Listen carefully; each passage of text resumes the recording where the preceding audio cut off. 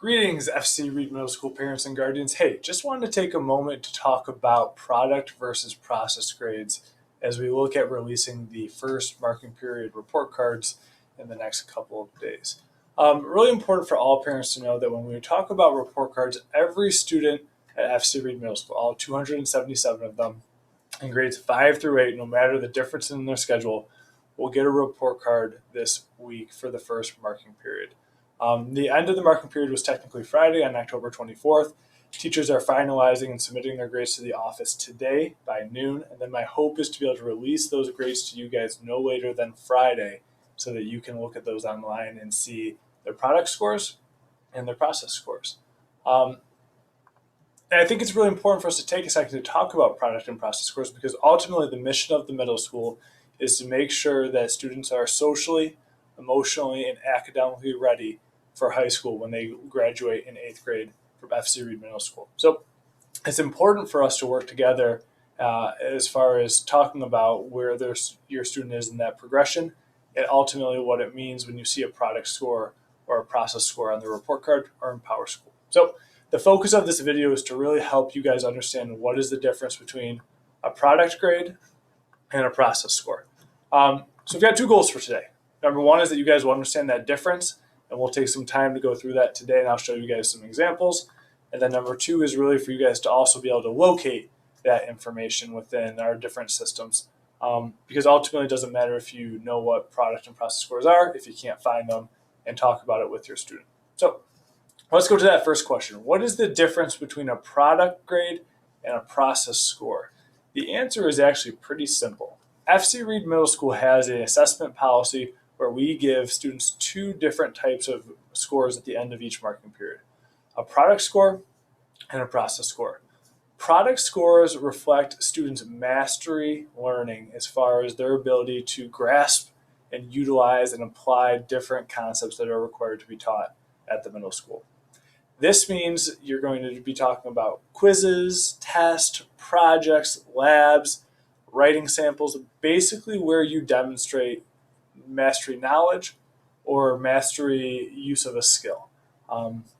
Product grades are reflected in that traditional A, B, C, D, F metric. And so when you look at a report card or when you go into Power School or when you're talking about calculating a GPA, we are always talking about product scores. But the conversation doesn't end there because every student in the building also gets what we call a process score. What is a process score? A process score is really broken down into three categories: student engagement, task completion, and student preparation. These are three learner behaviors that we have found through years and years of work are critical for students to master before they go to high school.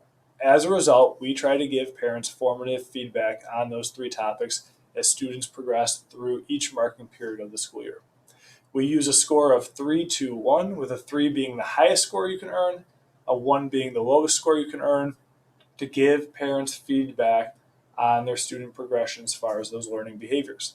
And it can be really helpful because if your student has a low product score, for example, maybe they get a C or a D, the first thing parents should really do is go over to that process score and then analyze those results. Was my student paying attention, thinking about engagement? Did they actually get their homework and other practice assignments done and submitted so that they could learn? Is my child coming to class prepared every day? The process score will reveal some of that information that maybe isn't always reflected in the product grade on the other side of the column. So really important for parents to understand the difference between those two. And if you guys have any questions about those, please feel free to send me an email or post a question down in the comments, and I will be happy to clarify that. One of the big reasons why we separate the two out too is because we don't want to inflate students' grades. When I went to school, I remember I could turn in my homework, and basically on homework points alone, I could pass a class even if I bombed a test. We don't want that because we really want that A, B, C, D, F grade to reflect what does a student know, not just how much busy work have they turned in. So we really try to prevent grade inflation by separating out those items and only giving students a product score based on their quiz, test, project, lab, and writing results. Everything else goes into the process side of the equation.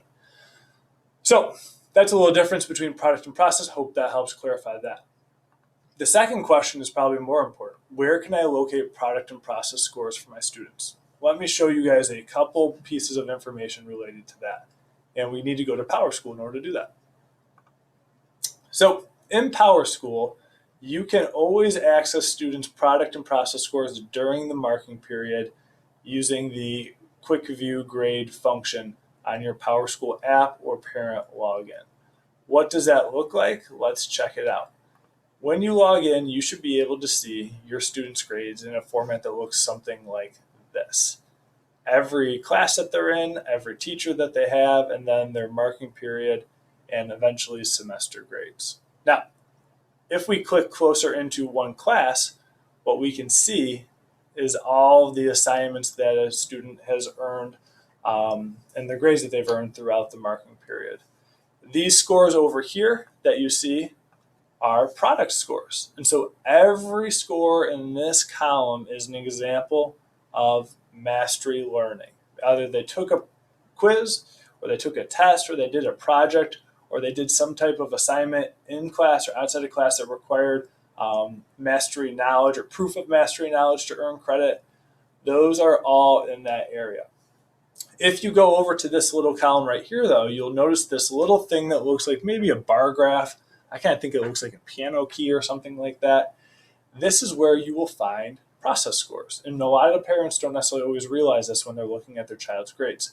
If you click on this little button that says Show Standards, when attached to an assignment, you will then gain access to what we call a process score.